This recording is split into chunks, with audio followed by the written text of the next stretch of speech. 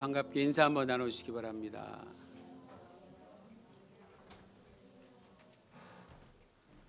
좀 더워하시는 것 같은데요. 좀 우리 안내하시는 분들께서 에어컨 좀 한번 조정해 주시기 바랍니다. 참고로요, 많이 더우신 분들은 이쪽에 앉으시면 도움이 많이 되고요. 추우신 분들은 이쪽 뒤로 앉으시면 좀 도움이 돼요. 이게 서로 이 온도가 달라서 어떤 분은 덥고 춥고 그러면 맞추기도 애매하고 또 말씀드릴 때 더 힘들어요. 그러니까 좀 그렇게 참고로 알아주시면 됩니다. 오늘은 담의 세계에 있는 제자들이란 제목으로 말씀을 증거하겠습니다. 사도행전 9장 19절에서 22절입니다. 한 사람이 예수님의 제자가 되는 과정에는요, 먼저 그를 선택을 해서 부르시는 하나님, 그 하나님의 개입이 필요하죠. 그게 첫 번째로 필요하고요. 동시에 또 필요한 것은 누군가의 도움이 필요합니다. 하나님의 개입과 누군가의 도움. 예수님의 제자를 더 많이 체포할 목적으로 다메섹에 가던 사울은요, 그 길에서, 그 도상에서 예수님을 직접 만났습니다.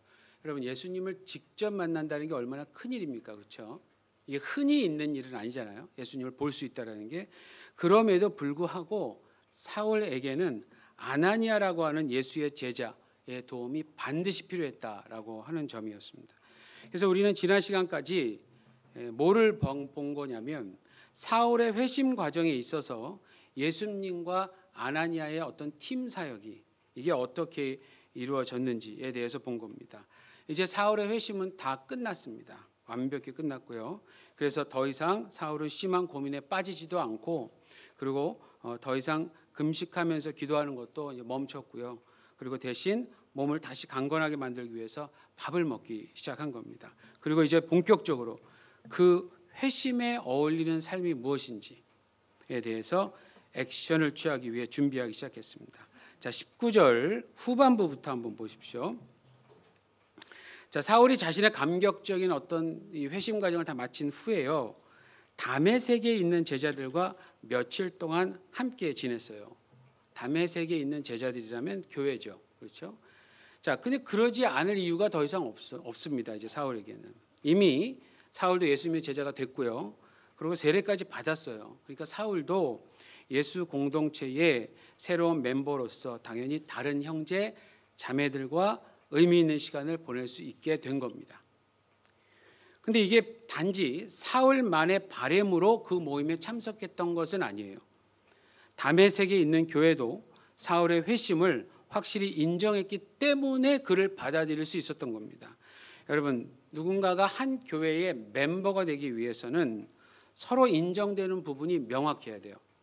그래서 멤버가 되기로 결정한 자는 자신의 신앙 고백, 그다음에 왜 멤버가 될 건가 하는 그 이유, 분명한 동기가 있어야 됩니다. 그리고 교회는 그가 교회의 멤버로서 적합한지를 명확히 확인을 해야 돼요.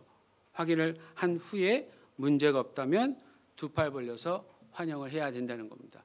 물론 뭐 처음 오셨을 때도 두 팔 벌려 환영합니다. 그렇죠? 오해하지 마세요. 멤버로서. 그러니까 제가 늘 그러잖아요. 누구나 오실 수 있어요. 누구나 오셔야 됩니다.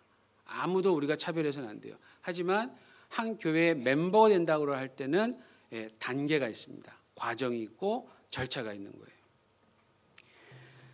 그런데 여러분, 이제 사울처럼요. 사울이 이제 그런 어떤 이제 과정을 겪었잖아요. 자, 이제 사울처럼 그리고 나서 교회의 멤버들과 함께하는 시간이 이게 얼마나 중요한지 그 다음 구절부터 연결해서 보면 더 분명해집니다. 자, 20절 한번 보십시오. 다메섹에 있는 교회의 식구들과 함께 며칠을 지낸 뒤에요. 그리고 사울이 했던 행동을 한번 주의 깊게 보십시오. 즉시로 각 회당에서 예수가 하나님의 아들이심을 전파하니라고 기록되어 있습니다. 즉시로. 여기서 이제 즉시로 하니까 언뜻 생각하면 이렇게 급하게라고도 생각할 수 있을 것 같은데요.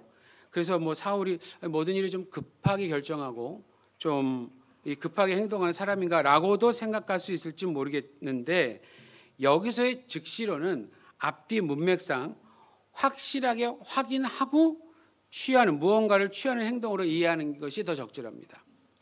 확실하게 확인한 후에 무언가를 취하는 행동. 물론 사울의 성격이 급할 수도 있었겠죠. 근데 지금 누가라는 사람이 사울의 성격을 묘사하기 위해서 지금 이러한 아주 막 방대한 글을 쓰는 것은 아닐 거 아니에요. 그게 주 목적이 아니겠죠. 사울이요, 즉시로 간 곳이 어디였는지 보십시오. 각 회당이었습니다. 그러니까 단지 한 개의 회당이 아니었어요, 여러분. 여러 회당이 있었는데, 다메섹엔 회당이 많았는데 그 여러 회당 하나하나에 가능한 다 방문한 겁니다. 왜 그랬을까요? 사울이 꼭 하고 싶었던, 꼭 밝히고 싶었던 내용이 있었기 때문에 그랬겠죠. 자신도 유대인이에요. 그리고 무엇보다 그동안 열정적으로 너무나 정말 열심 충만했잖아요. 열심 충만했던 그 바리새파의 멤버로서 더더욱 유대인들에게 하고 싶었던 말이 있었던 겁니다. 자, 그게 뭐였을까요? 뭐냐면 예수가 하나님의 아들이시다라고 하는 내용입니다. 예수가 하나님의 아들. 그렇다면 사울은 왜 많은 내용 중에 왜 이 내용을 굳이 꼭 얘기하려고 그랬을까? 질문을 자꾸 해봐야 돼요. 자, 여러분, 예수님께서 십자가에서 달려 돌아가시기 전날 대제사장들 앞에 가서 신문을 받았어요. 예수님이. 그때 여러 질문을 했는데 그 중에 하나 이런 질문이 있었습니다. 마태복음 26장 63절을 보니까 대제사장이 이런 질문을 해요. 내가 하나님의 아들 그리스도인지 우리에게 말하라. 너가 하나님의 아들 그리스도냐? 말해. 이런 질문을 한 거예요. 그 당시 유대인들에게 있어서 메시아, 곧 그리스도에 관한 내용은요, 대부분 다윗 시대 때부터 전해져 온 기록에 의해서 해석되고 믿어왔던 것이었어요. 대표적으로 그 예가 어디에 있냐면 시편 2편입니다. 시편 2편을 보면 하나님께서 기름 부으신 왕을 대적하는 적들에 대해서 하나님 자신이 직접 다루신다라는 내용이거든요. 근데 그 시의 2절에 기름 부은 왕이란 표현이 나와요. 그건 1차적으로 그 당시에 하나님이 세운 왕으로도 볼 수 있는데 그걸 궁극적으로는 어떻게 해석을 했냐면 미래에 오실 메시아, 곧 그리스도를 나타내는 것으로 해석을 했어요. 그리고 시편 2편의 7절을 보니까 그 아까 기름 부은 자, 그를 향해서 하나님께서 뭐라고 하냐면 너는 내 아들이라 오늘날 내가 너를 낳았도다 라고 말씀하시는 부분을 볼 수 있습니다. 그래서 예수님 당시 유대인들은요, 그러한 구절들을 근거로 해서 자신들에게 오실 메시아는 하나님의 아들이다라고 하는 해석을 갖게 된 거예요. 근데 어느 날 나사렛에서 온 예수라는 청년이 온갖 놀라운 기사와 이적을 행하는 거예요. 그리고 어느 랍비도 가르치지 않았던 성경의 해석을 가르치면서 자신을 뭐라고 그러냐면 하나님의 아들이다라고 표현하는 거예요. 자신을. 여러분, 복음서를 보시면 예수님께서 자신을 하나님의 아들로 소개하는 장면이 참 많이 나와 있습니다. 참 많이 나와 있어요. 근데 사실 그게 이제 큰 문제가 되는 겁니다. 그게 바로 그것이 큰 문제가 되는데, 그래서 그 당시 유대 사회의 최고 지도자들이 나사렛 예수를 십자가에 못 박혀 죽도록 음모를 짜고요, 결국 성공을 하게 되는 거예요. 성공을 하는 거예요. 그리고 이제 예를 들어서 마태복음 27장 43절을 보니까 예수님께서 십자가에 달렸잖아요. 달리셔서 이제 어느 정도 지켜보는 거예요. 계속 지켜보는 거예요. 금방 죽지는 않으니까 지켜보고 있는데, 거기 누가 있었냐면 대제사장들, 서기관들, 장로들이 이렇게 있었어요. 있으면서 예수님을 놀리는 장면이 나와요. 놀리는데 이렇게 놀립니다. 저가 하나님을 신뢰하니 하나님이 저를 기뻐하시면 이제 구원하실지라 제 말이 나는 하나님의 아들이라 하였도다. 이렇게 또 얘기를 하는 거예요. 그러니까 이게 뭐냐면 그 당시 유대사회 최고 지도자들이 나사렛 출신의 젊은 예수가 자신이 하나님의 아들이라고 한 말에 대해서 이게 매우 민감하고 불쾌했던 거예요. 아주 화가 났었어요. 불쾌했고 화가 났었어요. 근데 이제 한쪽으로는 기사와 이적을 행하니까 사람들이 예수님이 나타나면 모이잖아요. 이걸 잘못 건드리면 사람들이 데모를 할까 봐 이걸 못 건드리고 있었던 거예요. 늘 기회를 이제 본 거죠. 기회를. 그러니까 그 지도자들은 그리스도가 하나님의 아들이다라고 하는 사실에는 전혀 의심이 없었어요. 틀린 말이 아니니까요. 그런데 나사렛 예수가 하나님의 아들이다라고 하는 사실에는 그들의 입장에서는 의심받게 할 수 없었던 겁니다. 그 사람들은 그리스도가 설마 나사렛에서 오는 건가라고는 전혀 생각해 보지 않았기 때문에 그래요.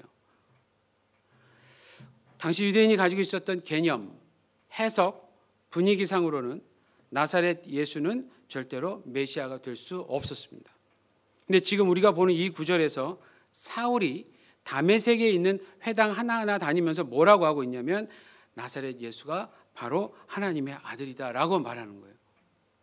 그러니까 유대인 앞에서는 절대로 해서는 안 될 말을, 그것도 유대인의 회당에서 하고 있었다라는 거예요. 이게 지금. 여러분, 사울 참 많이 변했죠. 그렇죠? 이전과 비교해 볼 때 지금 사울이 그렇게 말할 사람이었던 거예요. 이 사람. 오히려 그런 식으로 말했던 사람들을 체포해서 감옥에 넣었던 사람이었잖아요. 여러분, 예수님 믿기 전과 예수님 믿은 후에 무엇이 어떻게 변화되었는지를 한번 생각해 보시면, 한번 곰곰이 생각해 보세요. 달라진 게 사실 많아요. 네, 많습니다. 근데 이 사울의 경우는 어땠느냐? 유대 사회에서 절대로 해서는 안 될 말을 꼭 하는 거예요. 반드시 하고야 마는 그런 모습으로 이게 지금 나타나고 있습니다.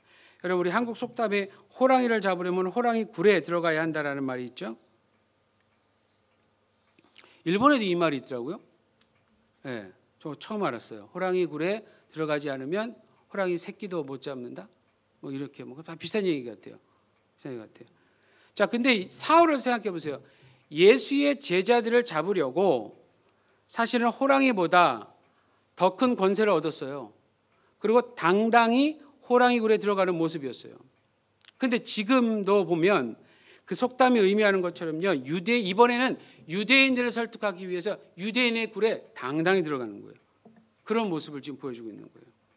20절에 이게 어떤 느껴지는 그 뉘앙스라는 게 있잖아요. 그래서 느껴지는. 그걸 보면 사울이 이렇게 두려워하면서 조심스럽게 들어가는 모습 같지는 않아요. 왜냐하면 21절을 또 보십시오. 21절을. 여러분, 그 회당에서 들었다면 대부분 유대인이죠. 당연히 유대인이에요. 유대인인데 21절에서 보면은 이제 그 사람들이 사울의 설교를 평가하는 장면이 나와요. 이게 이제 그 회당에서는 보통 이렇게 두루마리로 된 이렇게 돌돌돌돌 말아놓은, 옛날에 이제 그런 것이었어요. 지금 이런 책이 아니라 다 적은 거, 그거를 쭉 피고요. 같이 읽고, 그 다음에 누군가 나오셔서 이 부분을 좀 설명하실 수 있는 분도 있습니까? 이러면 이제 자원에서 나와서 그 말에 대해서 설교도 하고 이제 그랬다 그래요. 이제 그런 거예요. 이제 그런 기회가 있으니까 이 사울이 나가서 이제 그걸 하는 겁니다. 예수님도 그러셨고. 자, 그래서 나가서 얘기를 하니까 그 부분에 대해서 뭔가 이렇게 평가하는 모습이 나오는데, 어떤 얘기가 나오냐? 21절 보니까 우선은 듣는 사람들이 다 놀랐대요. 다 놀랐대요. 왜냐하면 그 사람들 모두가 사울이 어떤 자이고, 그리고 이 사람 지금 왜 다메섹에 왔는지 이걸 다 알고 있었기 때문에 그래요. 그런데 그들이 기대했던 모습과는 전혀 다른 사울인 거예요. 지금 그 전혀 다른 사울이 지금 자신들 앞에서 해서는 안 될 말을 당당하게 하고 있었기 때문입니다. 그러니까 이 부분은 사실은 긍정적 반응은 아니에요. 근데 어쨌든 너무 놀라서 어떻게 해야 할지를 모르고 그저 그냥 멍하니 하고 있었던 겁니다. 멍하니. 22절을 보니까 사울이 확실히 변했다라고 하는 사실을 더 명확히 보여주고 있다는 것을 알게 되는데요. 자신에 대해서 부정적인 반응이 서서히 떠오르는 순간에도 오히려 더 힘을 얻는 사울의 모습이 나와요. 더 힘을 얻는.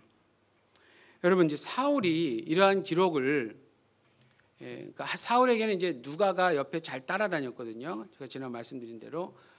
그러니까 나중에 이걸 기록했겠죠. 그러니까 사울이 이제 누가에게 이것을 설명을 해주는 거예요. 여러분, 혹시 사울이란 영화 보셨어요? 한번 찾아서 보세요. 예. 거기에 그 장면이 나와요. 감옥에 있는 사울이 최종적으로 마지막 사형당하기 전에까지 있었던 감옥으로 누가가 찾아가요. 그래서 거기서 계속 증언을 듣고 누가가 자세히 기록하는 그 장면이 나와요. 굉장히 좀 인상 깊었어요, 그 영화에서. 근데 이제 그런 겁니다. 이렇게 같이 여행도 다녔고 또 감옥도 찾아갔었고 했었기 때문에 이걸 들었는데, 제가 이런 생각을 해봤어요. 사울이 누가한테 이 부분을 설명했을 때 어떻게 설명을 했을까? 어떤 이 기분이 들었을까? 어떤 모습이었을까? 이러지 않았을까요? 야, 정말 신기하더라. 아, 정말 신기하더라. 유대인들이 점점 날 의심해 가는데도 난 오히려 힘이 더 넘쳤어. 막 오히려 더 전하고 싶은 마음이 간절해졌어. 막 이렇게 막 흥분하면서 얘기하지 않았을까요? 그걸 뭐 다 적을 수가 없으니까 사울이 힘을 더 얻더라 뭐 이렇게 정도밖에 못 적었겠죠. 왜냐면요, 보세요. 사울이 해서는 안 될 말을 하나 더 해요. 지금 보면 뭐냐면, 아까는 나사렛 예수가 하나님의 아들, 그것도 해서는 안 되는 말인데, 지금 뭐냐면 그 예수가 그리스도래요. 아예 그냥 답을 딱 말해버리는 거야. 그 예수가 그리스도라 증언한다라는 얘기했는데, 여기서 증언은 이게 이제 증명한다라는 의미입니다. 그래서 이 히브리어로, 이 고대 그리스어 헬라어로 보면 연결시키다, 논증하다, 가르치다 이런 뜻을 갖는 단어예요. 그러니까 지금 사울은요, 여러분 단순히 큰 소리로 마치 강요하듯이 설득하려고 한 게 아니에요. 지금 이 사람이 좀 더 시간을 갖고 논리적으로 나사렛 예수가 메시아 맞다라고 하는 사실을 입증하고 있는 거예요. 지금 여러분, 사울이 어떤 사람이었습니까? 당시 최고의 율법 교사에게 가르침을 받았던 유능한 지도자 아니었어요? 그렇죠? 그러니까 이 사람은 단순히 말을 잘했던 것이라기보다는 자신이 하고 싶은 말을 상대방이 반론하기가 어려울 정도로 논리적으로 잘 말할 수 있었던 기술, 스킬을 가지고 있었던 사람이에요. 이 사람들이. 어제 이제 성역 공부 중에 그 유대인들의 공부 방식에 대해서 잠깐 나눌 기회가 있었는데요. 여러분, 우리는 여기 지금 하나님의 말씀을 성경책이라고 얘기하죠. 유대인들이 말하는 단어의 의미는 그 책이에요. 그 책. 정확히 이걸 가리키는 책입니다. 이 표현인데, 이 탈무드의 제1원칙이 묻지 말고 연구하라래요. 묻지 말고 연구하라. 그럼 어디서 연구할까요? 그 책에다 물어봐. 거기 점집에 가서 물어보는 게 아니라 그 책에서 물어봐래요. 그래서 한번 여러분 보신 적 있을지 모르겠지만, 옛날에 한국의 교육방송에서 이스라엘 대학교에 도서관을 보내준 적 있어요. 보통 도서관은 어때야 돼요, 여러분? 깨끗하고 조용해야 되잖아요. 네. 이거는 시장도 그거보다는 안 시끄러울 것 같아요.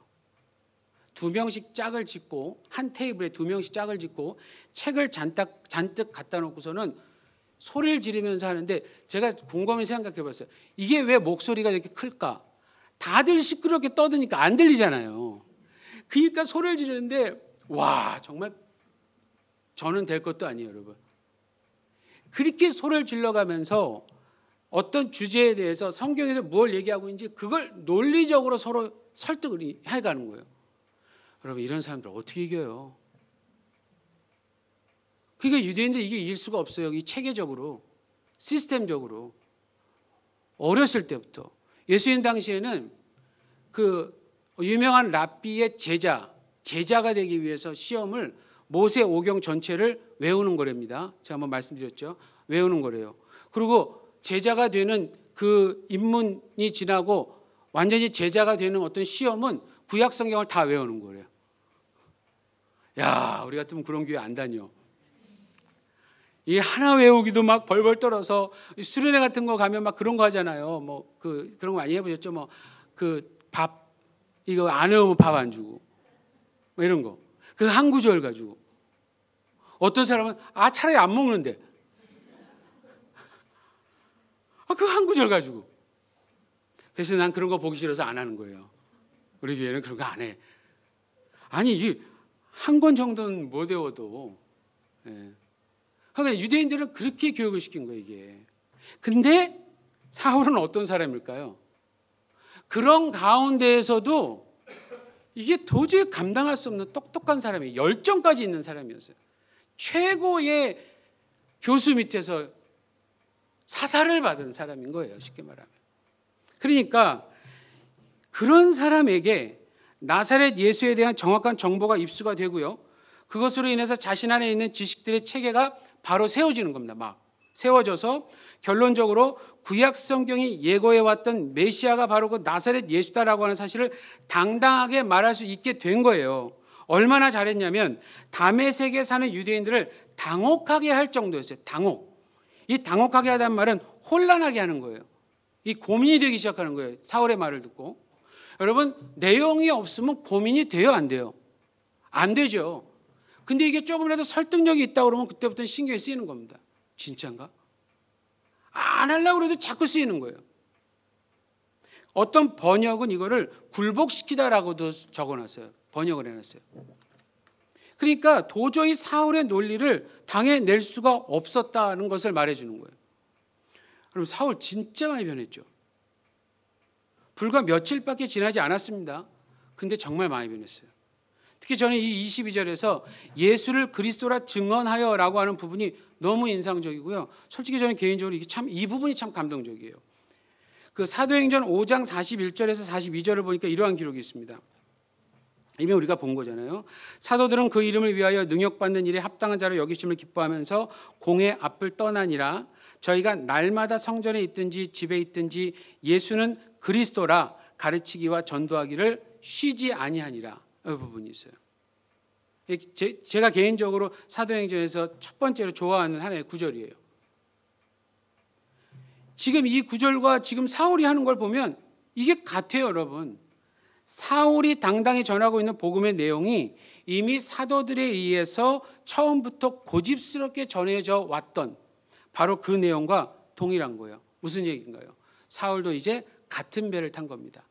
같은 배를 타고 그들과 같은 새로운 인생을 경험하기 시작했다라고 하는 의미예요. 사울 참 많이 변했습니다. 사울 참 많이 변했어요. 근데 여러분, 오늘 9절에서 사울이 이처럼 해서는 안 될 말을 당당하고도 자신 있게 했던 근본적인 이유가 기록되어 있어요. 이미 우리가 봤던 9절에서 누가가 놓치지 않고 그걸 기록을 했습니다. 그게 뭐냐면 제일 처음에 봤던 19절 후반부예요. 기록되어 있는 사울이 다메섹에 있는 제자들과 함께 며칠 있을새, 이 부분입니다. 바로 이 부분에서 우리는 사울을 변화시킨 또 하나의 도구를 보게 되는 거예요. 처음이 아나니아였다면 이제는 교회인 거예요, 여러분. 교회, 우리 같은 교회. 사울이 이미 예수님의 제자가 된 이들과 함께 며칠 동안 뭘 했을 거라고 생각하십니까? 더 맛있는 걸 막 먹었을까요? 네? 물론 뭐 그렇게도 했겠죠, 뭐. 근데 왜 여러분, 근데 그 다음의 결과, 왜 사울이 즉시로 회당에 가서 그토록 열정적으로 해서는 안 될 말을 하고요, 논리적으로도 도저히 반론하지 못할 정도로 증거했겠냐 이거예요. 확인했고요, 확신했기 때문에 그래요. 뭘요? 나사렛 예수가 하나님의 아들 그리스도이다 이라는 것을. 어떻게 그것이 가능했을까? 여러분, 지금 다메섹에 있는 교회가 어떻게 해서 형성되었는지 기억하시는지요? 물론 다메섹뿐만이 아니에요. 사실은 지금 이 본문의 시대에는 우리가 이미 봤잖아요. 사마리아도 마찬가지고 유대도 마찬가지고 시대에는 다른 여러 곳에도 교회가 지금 세워지고 있는 중이었어요.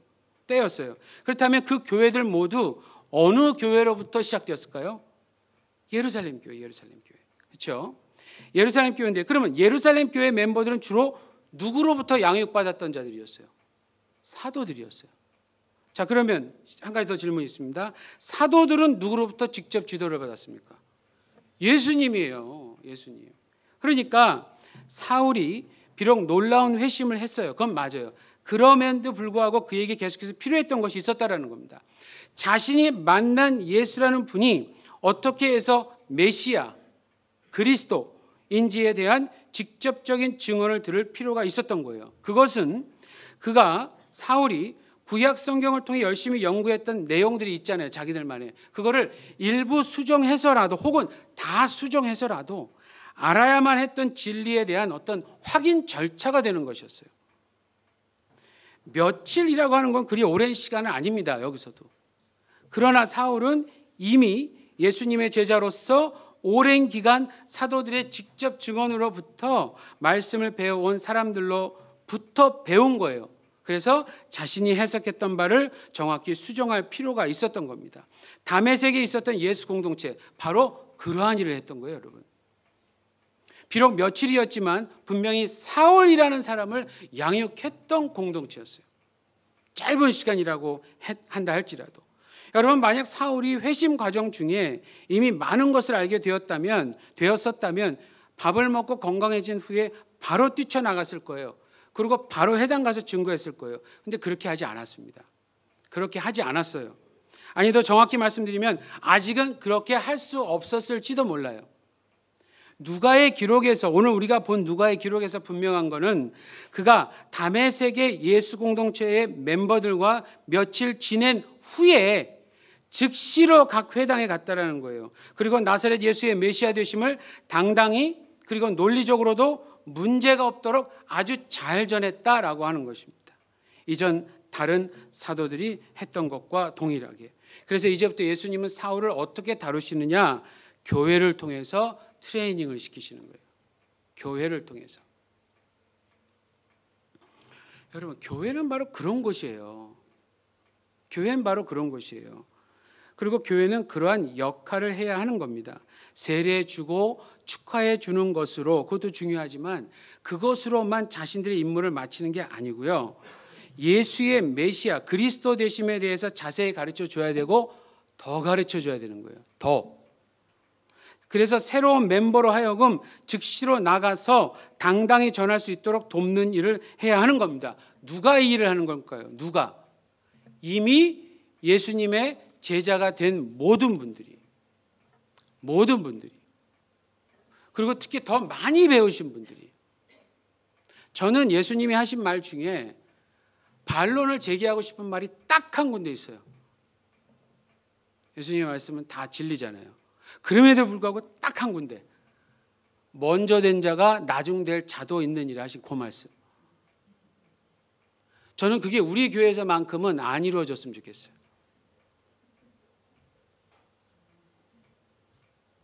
먼저 됐으면 먼저 된 자들로서 해야 될 임무가 있어요. 여러분, 히브리서 6장에서는 도의 초보를 넘으래요.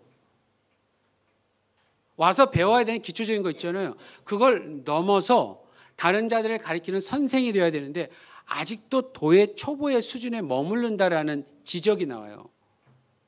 그리스도인들을 향해서. 1세기의 교회들에서도 그런 일이 만연했던 적이 있었던 거예요. 좋으면 칭찬했겠죠. 좋지 않았기 때문에 그래요. 분명히 교사가 돼야 돼요, 여러분. 도전을 받으시기 바랍니다. 배워서 가르칠 수 있으셔야 돼요. 배우는 것만 해도 목사님 내가 얼마나 지금 낮은 건데 칭찬할 만하죠, 그거는. 근데 우리의 목표라는 거는 배우는 것으로 끝나는 게 아니에요. 제가 우리 교회 오시는 모든 분들에게 처음부터 얘기합니다. 이렇게 커리큘럼 적혀 있는 종이들을 내가 이제 가족의 삶 할 때 드리거든요.